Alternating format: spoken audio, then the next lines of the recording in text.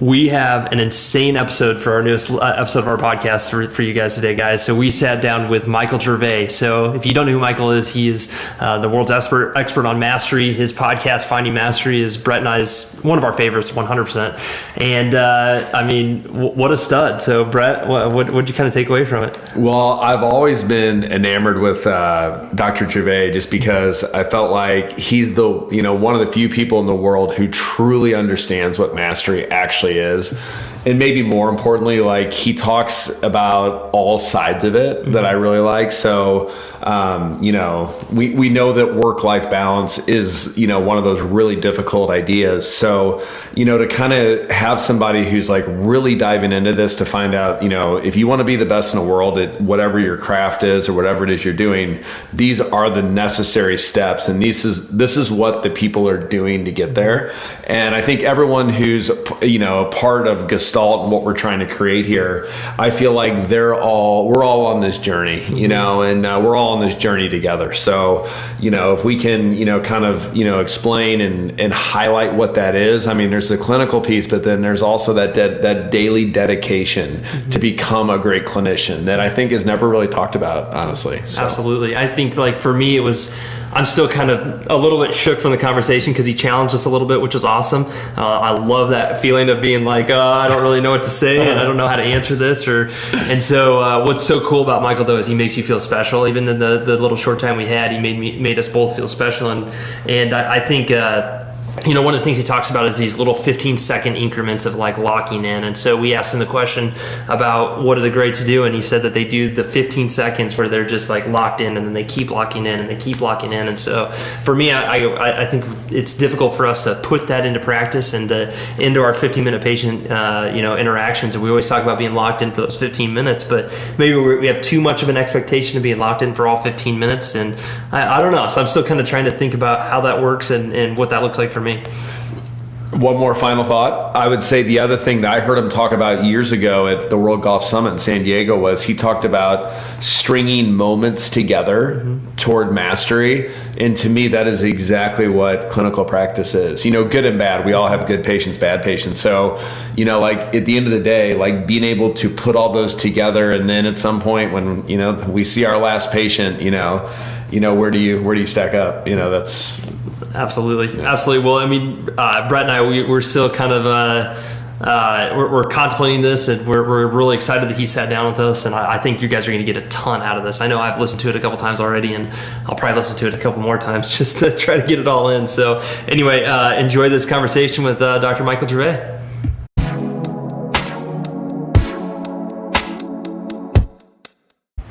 All right, everyone, welcome to the Gestalt Education Show. So we are excited to be sitting down with the guru of mastery, if you want to call him that, the king of mastery, Micheal Gervais. So in true alignment with what Gestalt really is, we're trying to create world-class clinicians and trainers. And so part of that is developing mastery and using the skills to get to the point that you want to be and then to be world class. So we'd be remiss if we didn't talk to the expert in the world when it comes to that. So Micheal, thank you for sitting down with us, number one.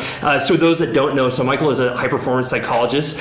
He's been in the trenches with the best in the world. He's trained world record holders, Olympians, MVPs, Red Bull athletes, you basically name it, he's been with it. And so he's also is the host of Finding Mastery, one of the most successful podcasts basically in the world. And so if you haven't already subscribed and downloaded, you definitely should. And so Micheal, thank you for being with us, number one. And maybe just to start off, like, what is mastery? Like, what is mastery? Well, first, thank you for the introduction. Thank you for the kind words. Thank you for including me in your mission. And I've loved the Finding Mastery podcast. It's been awesome. I've learned so much from some of the most extraordinary people on the planet. And so I'll just kind of start before I give you a concrete definition, because the concept is a bit elusive. And so post-training, I was in the field. So I did all the academic stuff. I was in the field for about 20 years. And I said, I want to share what happens inside of the psychology, the conversations of the extraordinaries. And I thought, like, what would I want to share?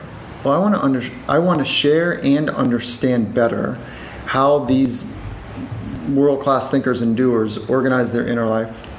I want to understand what they're searching for, and then illuminate and clarify the mental skills that they use to adjust to uncertainty, to deal with internal and external setbacks. And so it was really like, how do they approach life? And at the highest level, the deepest approach to life is one of artistry, and I'll explain that in a minute, and it's the path of mastery. So you and your community are clinically trained, and so you guys have a deep understanding of the science and how to apply the science.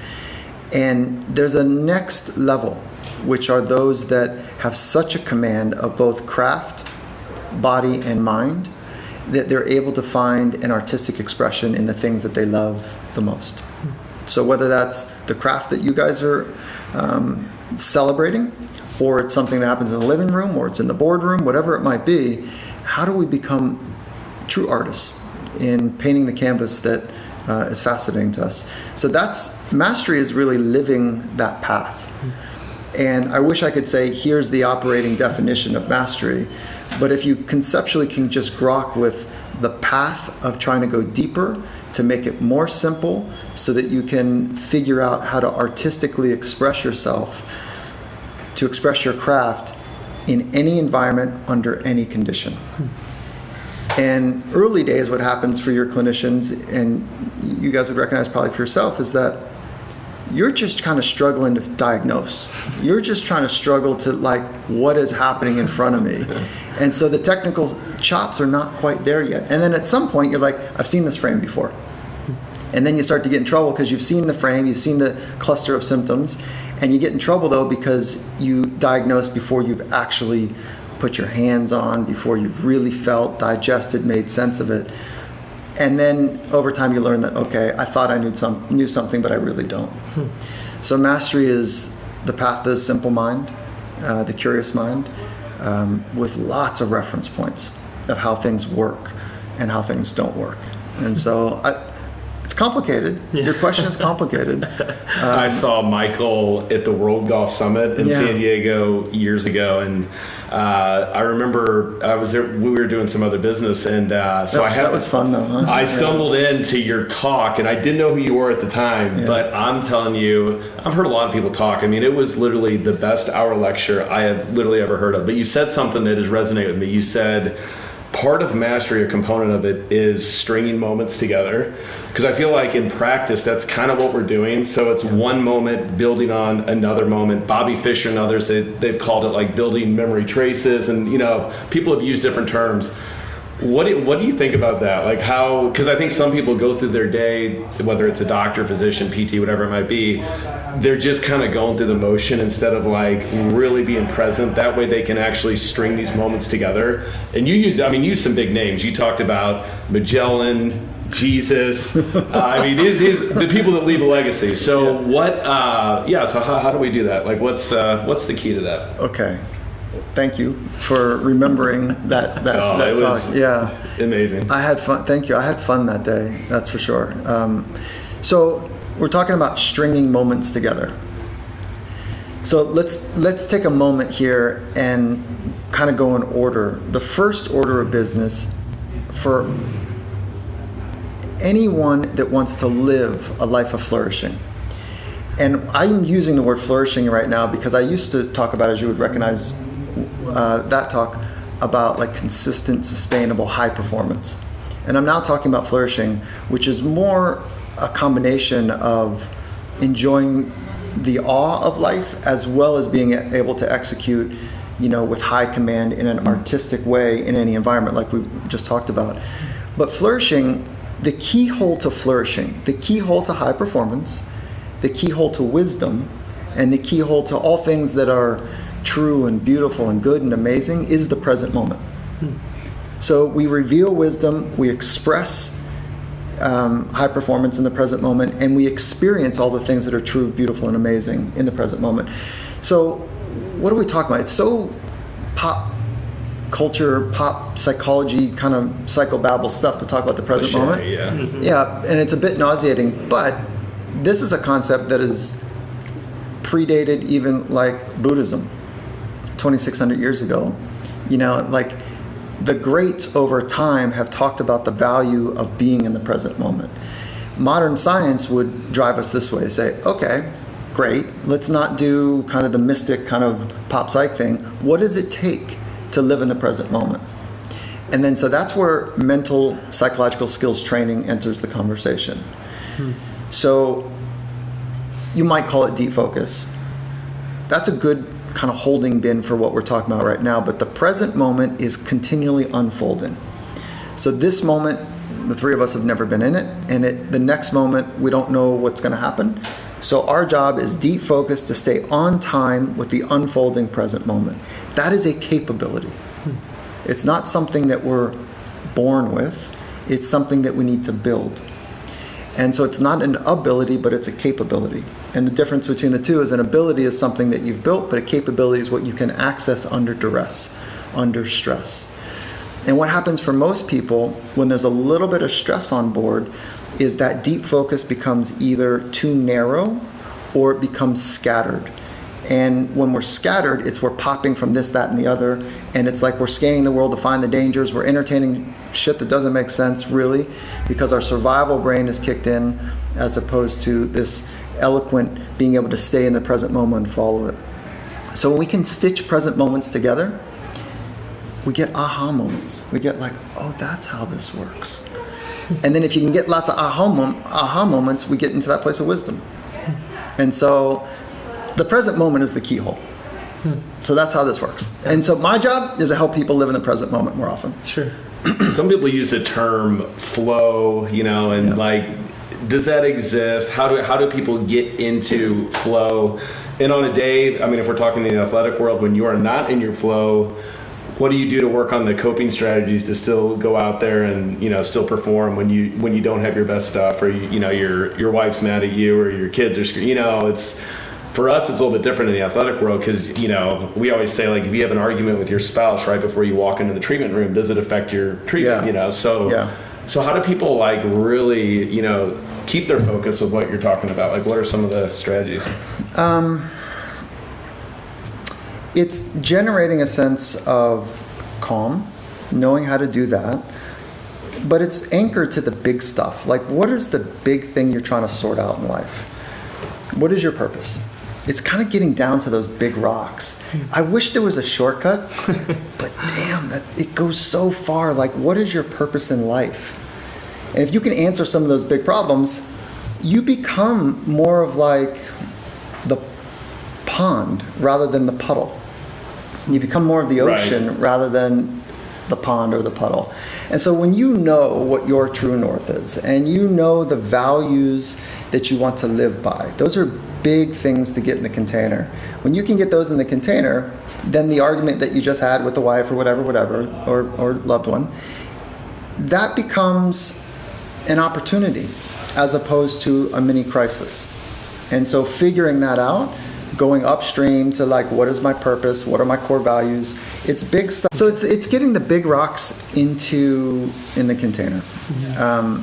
Now downstream from that is knowing how to let go of some sort of external obstacle or challenge or whatever that is occupying your mind, and then return back to the present moment. But this is why mindfulness, call it meditation, is such a foundational practice, because it is the practice of resetting, of refocusing, so that you can build awareness of how your thoughts and your words and your emotions and the environment around you work. With that awareness, you learn how to pivot and refocus and return back to the thing that matters most. So I would say purpose, core values, and a relentless, uncommon commitment to a mindfulness meditation practice. Does everyone have their own unique way to meditate? I mean, how do you work with your clients and your athletes on that? Like, is there a reference you like? Is everyone's different, or? It's a good question, because again, this word gets thrown around a lot. Like, okay, so let's talk about it from a secular standpoint. It was born out of a spiritual practice. Okay, but let's talk about the science of it for just a moment. There's two basic types of meditation. There's single point focus, and then there's contemplative. And in the short time we have together, I want to just focus on the single point. Okay, so contemplative is a fancy word for just watching and observing. That's rad. That'll take you a long way, and it's hard to not get caught up in judging and critiquing and solving, but just to watch your thoughts and to see how thought one leads to thought two, leads to thought three, how the emotions of those three thoughts are related to each other. Like it'll take you somewhere if you have the courage to go. And I'll tell you that people that are interested in mastery or a life of flourishing, you've got to go on that journey. Otherwise, the world is going to tell you how you ought to live. And then you're going to look outside of yourself to see if you're okay or not. And this is why anxiety right now, anxiety is on a 250% increase from year over year. You know, COVID has a lot to do with that. But COVID was the external condition, and people don't have the internal resources to deal with the uncertainty that is at play right now. So if you don't go within, the external world becomes your guidepost. I'm not sure that's the way that I would suggest that we go. Okay? So to really make this limited time that we have together meaningful, like go and meet your thoughts. Know what thoughts work for you, what don't, like what are the themes and the streams and the triggers. Like nobody can do this work for you though. You have to do this work by yourself. So that's the contemplative part. It's awesome. I could talk hours on this. Then the other side is on the single point. So this is the second part of a mindfulness or meditation practice. So single point meditation is really making a commitment for an extended period of time to focus on just one thing. Now you're committing, this is how I was taught it 22 years ago. You are committing as if your loved one's life depends on you getting that thing right. So this is not like, hey, I want to meditate to relax. That's not what this is. This is like, get to know how your mind works by focusing so relentlessly, uncommonly so, on one thing, that when your mind wanders from the thing, which it will, quickly, that you can recognize it and return back to the one thing. So that's mechanical. That's not complicated. The science around this is ridiculous. Those that practice mindfulness have an increased frequency in flow state. Why do people struggle so much? I know from like the professional athlete standpoint, like getting that group of people to meditate is always very challenging. So is it because of the increased amount of anxiety? Why is it so hard as humans for us to do this? Okay, so 35% right now of people are reporting in America to have clinical anxiety. So anxiety is an excessive worry about later. Okay, so why is it hard for people to meditate? Because when we are unsettled, what we're looking for is dopamine. We're looking for serotonin. Our brain is looking for a feel-good chemical. So what gives us dopamine? Social media, email checking, like quick hits of something that's kind of satisfying. So that'll give you a little bit of dopamine. Serotonin, like food, sex, talking trash about somebody, unfortunately, will do that for you. Movement can give you some dopamine, adrenaline, serotonin as well. So there's lots of things that are in place prior to the one thing that is actually quite sustainably powerful, which is working through the unsettledness to get to a place of quiet. And there was a recent piece of research that just came out that people would prefer a mild shock than sitting still, trying to be quiet. How about that? Like, where are we going? Yeah, that's kind of crazy. So, but think about like when you're in the car or you're kind of hanging in your home or doing whatever you're doing, like eating. A reaction is to grab your phone while you're doing something so you're not with your own thoughts. Right. So why is it hard? Because it's flipping. It's hard. So there's no immediate thing that you get from meditation or mindfulness. You know what? Okay, fine. You know what I think? Like, here's my I don't know. I want to drop a bunch of F-bombs in here, but here's my... You can. I appreciate it. But here's where I start to go, I feel bad for people, because the more that you're not going to meditate, the further ahead I'm getting in life. So no problem. If you want to be average, no problem. Right. But I really, the better side of me says, God, I wish that people would know what it feels like to be free and to invest in the inner life as an exponential investment in their craft and others. Right. Yeah. I'll tell you a quick story on finding mastery. John Donovan, CEO of AT&T. And so I asked him how many people he's managing. Over 300,000 people directly roll up to him. 300,000. So I asked him about what are his practices to be able to be the best version of himself. And he says, I started out as a skeptic in this world. And so I started with just a handful of minutes of meditating in the morning, journaling, then meditating. And I realized that after 10, 15, 20 minutes of a regular practice, that I was 4x better. It was just a number. It's not like real math to this, but he felt like he was 4x better in efficiencies, in answering people's questions, returning email with accuracy, being present with people. So he said, so I doubled down and I went from 20 to 40 minutes. Now he's got a 4-hour practice in the morning before he gets to the quote unquote office. Wow. And he says he is exponentially, wildly more effective in solving the problems of the day because he's super clear on the internal frameworks that are his triggers versus other triggers. And I don't know what to tell you. If you don't invest, there's only 3 things we can train. You can train your craft, you can train your body, and you can train your mind. The best in the world are not leaving one of those up to chance. So why should we? Right. Why should we? Right. Because it's hard? All right. Good things are hard though. Yeah, all right. Yeah. I mean, if you really want to enter the thin herd, there's a conversation that people in the thin herd have. There's a different language. You can't play the game of thinking that you're going to be on the thin herd and not know the language. The language is doing the hard shit and knowing that you're doing the hard stuff because you want to test the anchor. The greatest maritime ocean people, they don't pray for calm waters. They pray for the strength of their anchor to be tested. They want to know that they can weather the storms in radical ways. And so they prepare in uncommon ways. And what most people are looking for is relief, and they're looking for calm waters because they feel so chronically stressed out. That's not the conversation that's happening in the thin herd. This year, Michael, during the pandemic, a lot of people were watching the documentary on Michael Jordan and Tiger also. So what ends up getting exposed is you see this extreme dark side.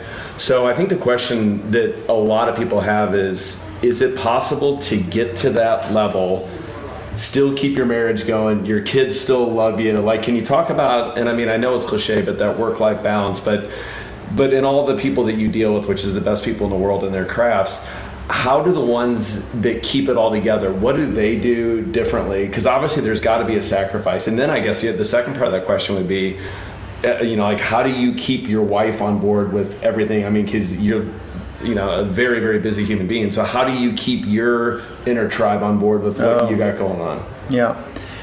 Okay, yes, there's a dark side to this uncommon pursuit. And the dark side is the loneliness that comes with following this path that is poorly traveled. So there's a loneliness that happens in it. And it's not a bad lonely necessarily, but there's an aloneness to it. And so let's just, Michael Jordan, in this sports psychology community, we watch that maybe a little bit differently than many people because we're looking at the psychology of one of the greatest to ever play the game of basketball, or if not the, there's a real argument to be made there. So when we look at it, we go, ooh, I'm not so sure that there's any psychological health involved in here. So the old model, you'll recognize this, the old model used to be that true high performance began where health ended, right? If you really want to get into that space about the rare performance expressions that there was a compromise to health. I don't think that that necessarily needs to hold up. And I'll tell you why. Is because it was an unsophisticated approach. So relentless of craft, relentless of body, and a piss poor investment in psychological skills. So of course, wellness was going to be compromised there, okay, from a psychological standpoint, because it was only a anxiety, obsessive, driven, narcissistic fueled approach that if I can get that thing, then I'll be okay.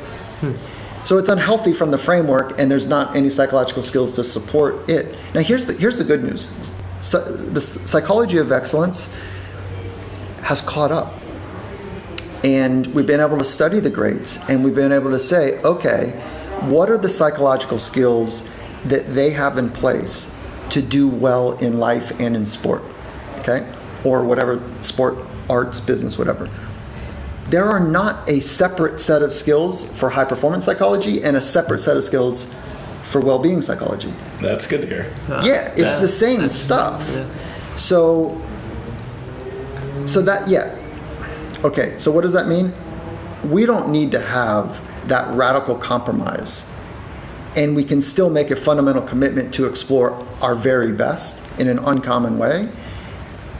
Managing the relationships around you is a separate skill. That's hard. That was the second part of your question. You know, I think, were you asking about my family? Just in particular? My own, Yours, everybody, yeah. Everybody who's on this journey, Nobody does it alone. Right. Like whatever your family structure is, you're doing it with them. And so even individual athletes, while they might be the only one on the court or the field or whatever, they don't do it alone. There's a full team that is part of that thing that's taking place. So nobody does it alone. We come into this world alone with help from, obviously sperm and egg and the mother, father, the whole thing that happens there. But we come into this world and we are alone to figure the beginnings out. We need help from others. And the same as an adult, we need help from others. And we leave this world alone. So in between, it's really about relationships. And there's an axiom that I've followed most of my professional life, is that through relationships we become. Nobody does it alone, so the relationships are what carry us.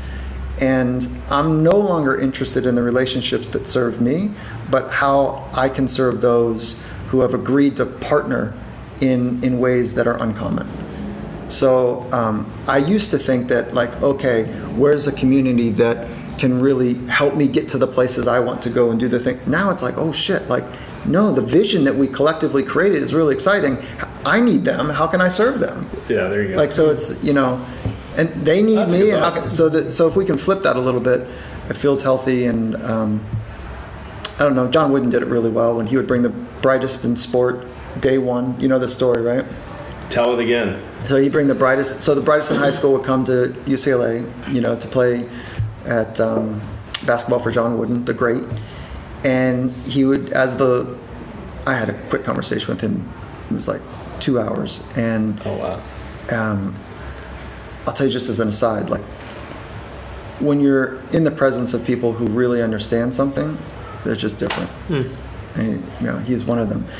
And he was telling the story about how he would, and he wrote about this a lot, but he would ask the greats, that the highest recruits that are coming in as freshmen, to sit down on day one and show them how to put their socks on, how to put their shoes on, how to tie. And you see Kareem Abdul-Jabbar looking at him like, and I'm making this part of the story up, like, what are we doing, coach? What the hell are we doing?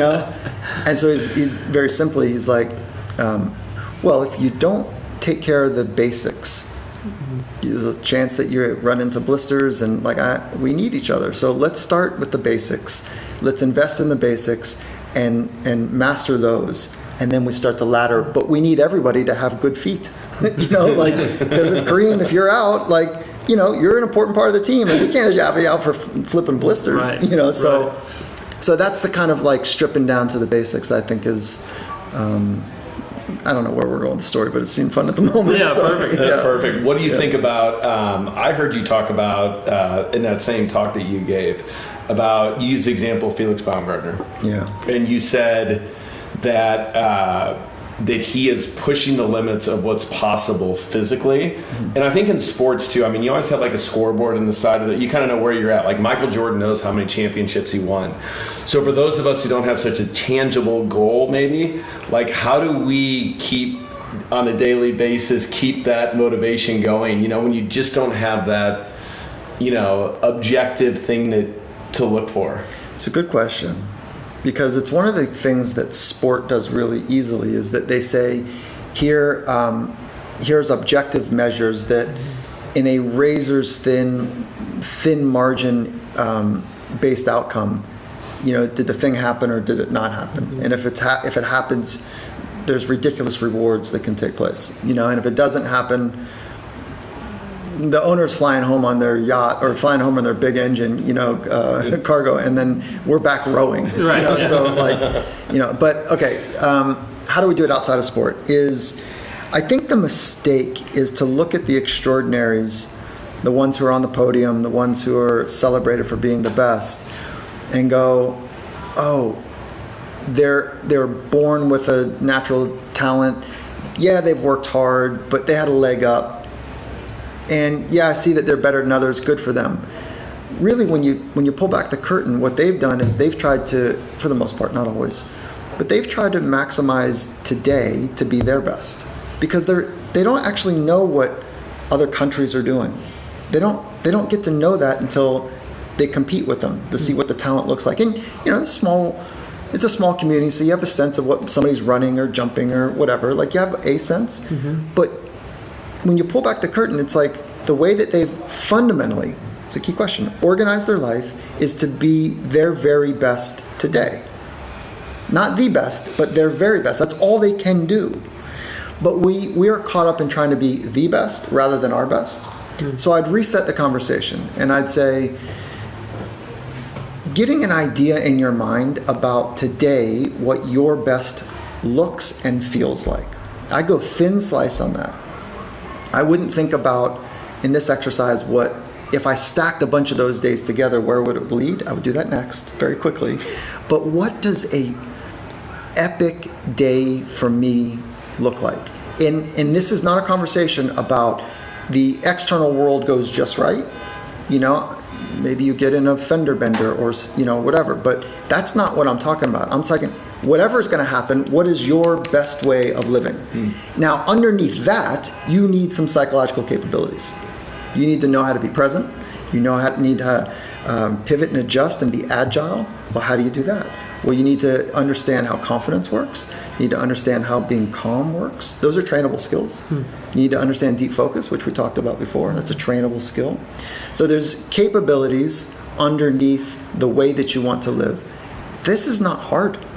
It might sound like a lot of mumbo jumbo that I'm talking about, but if you just sat down, wrote down, thought about what does an ideal day look like for me, and then what do I need inside to be able to adjust to the challenges that I'm going to face today, and you just kept stacking them together, that's what I think that they do really well, that we can learn from. How do you reconcile, I feel like humans want to procrastinate, and there's this delicate little balance of like a sense of urgency. I just had my 44th birthday, and I always kind of think of myself, it's like, no one does anything real great after the age of 70. So I'm trying to like map my life out to make sure that I'm, Whoa, what do you mean no one does anything real great after 70? Well, you're still hanging out with your family. There's outliers, there's no doubt about it. My point is, I feel like humans have a tendency to procrastinate. I'll do that tomorrow. Like they can't get the engine going, so to speak. So what do you think about, do you agree or not? No, I think that I would challenge you to take a look at like some of the intellectual give back that people that get into those 70s and 80s is quite remarkable. Like Albert Bandura. So one of the great psychologists of our modern era, I think he just wrote his greatest contribution on social morality. Like I think he just cracked it, and he introduced. You might be familiar with self-efficacy. Are you familiar with that? Yeah. So he introduced self-efficacy. He introduced the term psychological agency. Like these are foundational concepts, and he wrote those in his, I don't know, probably 30s, 40s, 50s, somewhere in there. But he was on the podcast as well, and I sat with him and like, man, his mind was sharp. But it wasn't like it was lightning fast, but he had all of these reference points, and you could see him like in a beautiful way pulling ideas together as he's creating an opus, basically. So I would think that as the body declines, because it does, over some sort of arc over our lifespan, that the sharpness of our mind starts to fade a little bit as well. Short-term memory fades a little bit. But you know what's there? Reference points, complicated ideas, and the ability to synthesize complicated ideas. And so I just think that there's an opportunity for to maybe think about like some good stuff is ahead, you know, like, and then you know where I just was thinking in my head is that I was thinking about an athlete that he was a former athlete, extraordinary what he did, and we're having a conversation. He's like, man, I'm thinking about like my testosterone's dropping. I got to get some testosterone going. And then he paused and he goes, why am I doing that? I want to look good, he says out loud. It's like he's talking to me, but he's really talking to himself. I feel like my body's falling apart. You know, I just want to look good. And he goes, why am I caring about that? He says, hey, doc, is it normal that testosterone just declines over age? I go, yeah. And he goes, what's the purpose? I said, I don't know. And he said, do you think it's so I'd be more in touch with my emotions? I go, good call, dude. Yeah, like how about it? You know, so you start ingesting all of these exogenous kind of forms of stuff that we once held on to. I think that there's an opportunity on the other side of it to say, what is the natural design here? Hey, like, let's be maybe a little bit more in touch. So, I don't know. I think that listening to the natural design of the body is pretty cool. There's a lot of wisdom inside this beautiful machine. Right. You know, there's 3 pounds of tissue in our brain and the nerves that flow from that. It's pretty wild how this thing works. Absolutely. Yeah. Well, I think like if I could just sum up everything that you said, it's to pay attention.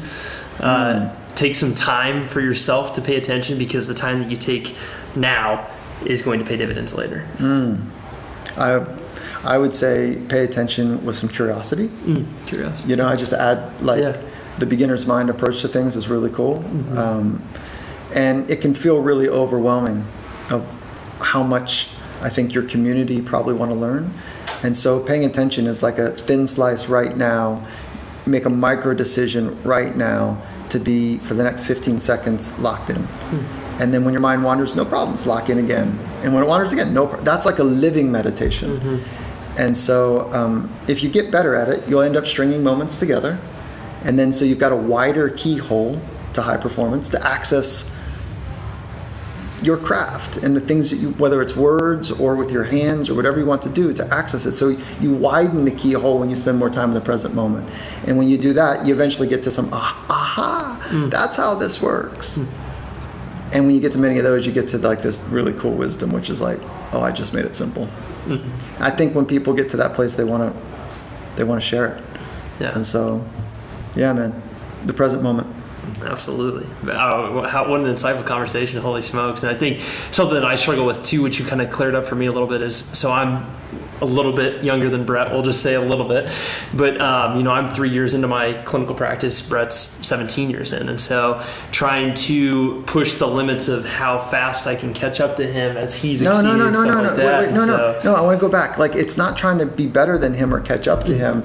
It's being really efficient with today. How can I maximize, like, what does an epic day for me look like? Sure. There's going to be some learning. There's going to be some challenges hopefully you face. And then you figure out how to navigate those challenges. You're connected to other people probably. You're doing it like in a tribal way. Like, I just write that down and not trying to catch someone at 17 years, but be really efficient with how a switched on day for you looks and feels, and then commit to that in an uncommon way. Yeah. And so let him do his thing, look and listen and be curious and learn. Yeah. But like, can you be a real learner today? Well, if you're comparing yourself to others, I don't think so. I think it's too hard. I think there's too much noise in that model. So sorry. That's amazing. I just go back to the foundations of it. Like, and so I hear the comparison thing. I'm like, no. Yeah. He's got his journey. He's trying to sort things. Yeah, right. Yeah, absolutely. Well, Brett, any last minute? Oh, we usually ask people, because most of our listeners and viewers are avid readers, what's a book or two that have changed your life? Yeah, it's cool. I want to know yours too, right? Like I want to know what those are. But so my model for this is, first, if it's held up for the ages, I'm interested. Mm-hmm. So anything that's been kind of passed down through generations that's held up for humanity over time, there's probably something true in there. Yeah. And so that's my first pass. And I can give you some pop psych books, or some pop sports science or whatever books, but there's no hacks or shortcuts or tricks or tips or secrets to this. You don't want your chiro to be a hack. Mm-hmm. You don't want your tattoo artist to be a hack. You definitely don't want your psych to be a hack, right? So there's no shortcuts here. Like, so go up a level and find the books, find the themes that you're interested in. Okay, whether it's, call it humanity or spirituality or science, and go to the books that have been passed down for the ages. Mm-hmm. So stuff written by William James has been cool. Mm-hmm. He's kind of a beginning positive, kind of, he shifted the game of psychology for me. So his work has been foundational. But then I want to go up a level, like the Torah. I want to go to the Tao Te Ching. I want to go in the Gita, the Bible. Like, I want to understand those kind of legend, Aristotle and Plato and da-da-da-da. Like, those kind of, like, do you remember Plato's cave? The allegory of the cave? Oh, my God.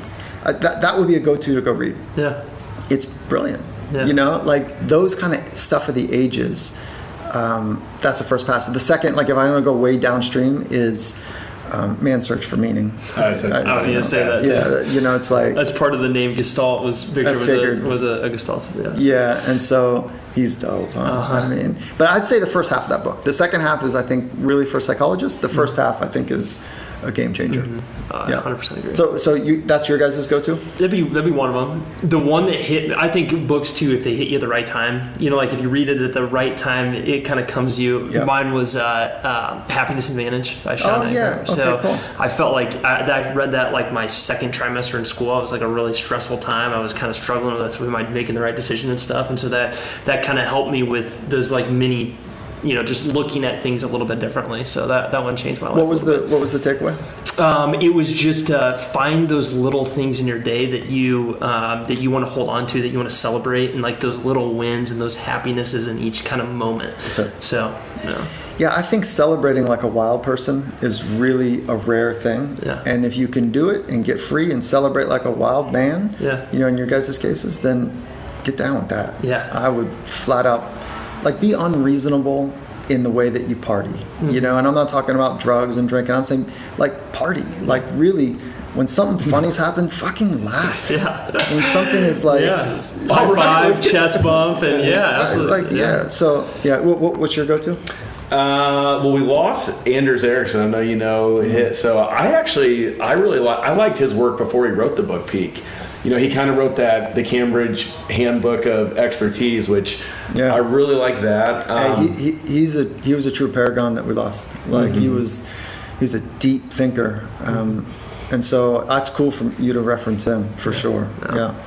The other one was a guy named Josh Waitzkin, who basically he got to the top of the world in martial arts and chess. Yeah. So like to see somebody who can do it in two different ways, they understand the journey. I would say those would be the two.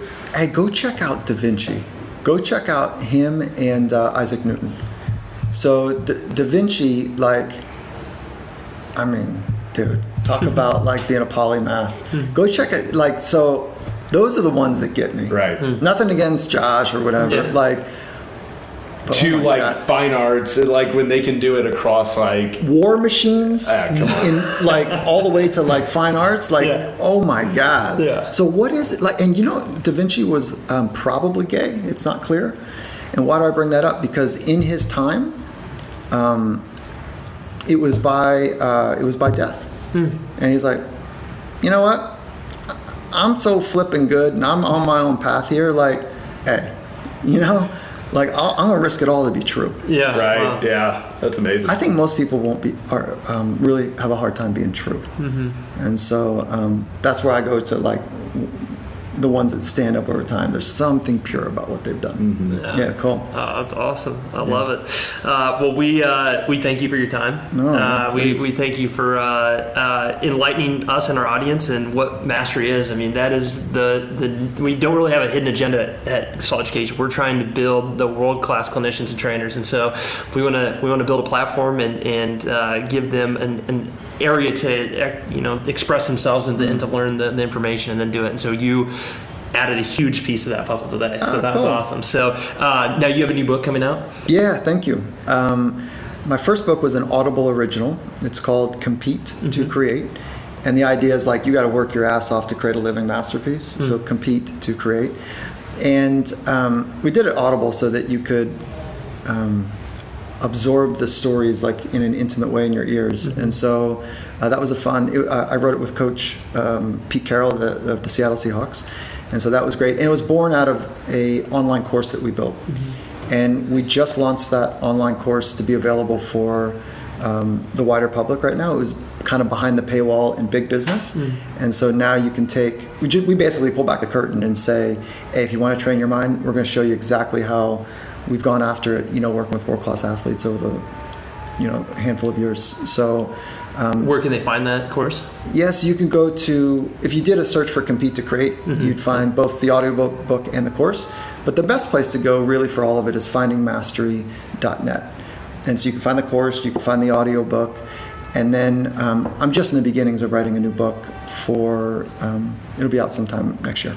That's awesome. And like we said to begin with, if you haven't subscribed to Finding Mastery, then absolutely do it. So the podcast is so good because when I first heard Michael, you just didn't have any information out at that time. When I first heard you, I'm like, how can people do not know who Micheal Gervais is? So now, in all our lectures, we reference you because I think people understanding what it takes to master anything, I think it's like a missing link. And I think better than anyone in the world, you have created a roadmap for what that can look like. So for that, I'm forever grateful. You probably don't even realize it, but even that 1 hour lecture that you did in San Diego, it really changed me. So there's a ripple effect. So I really appreciate. It was that good. What was the takeaway? I know we're winding up, mindful of our time here, but what was the takeaway?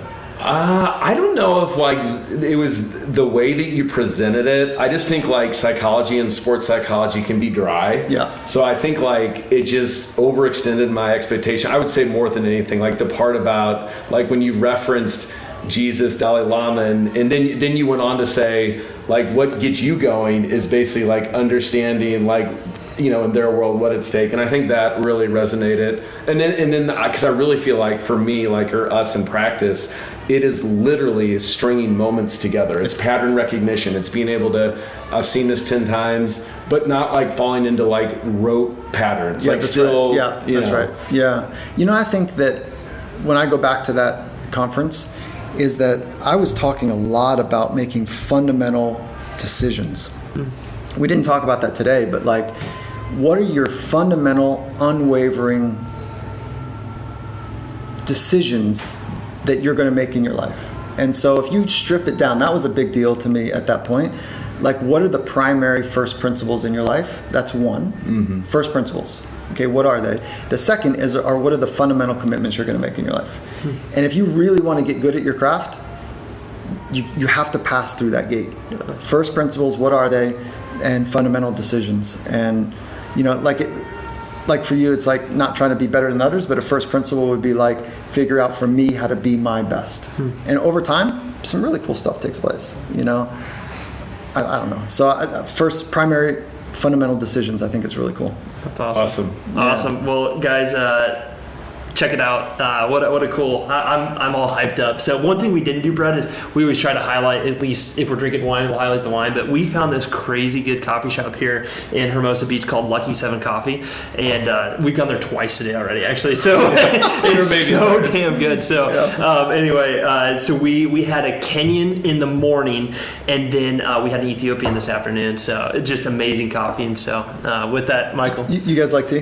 Yeah, tea, coffee. Yeah, absolutely, coffee. Yeah. Yeah. Tea, coffee, wine. That's our three. That's our snobberies. Yeah, we say you basically get 4 or 5 snobberies in your life, and you spend too much money on it, too much time, that kind of stuff. So, like coffee's mine, so that's my obsession. Like I love the processing, all that kind of stuff. So that's cool, man. Yeah. So anyway, thank you guys for listening. We're getting long-winded here. So as always, gestaltedu.com for all of our upcoming courses, and then Micheal Gervais, thank you so much, bro. Appreciate you both. Yeah, thank you. Mm-hmm. Yeah, thank you.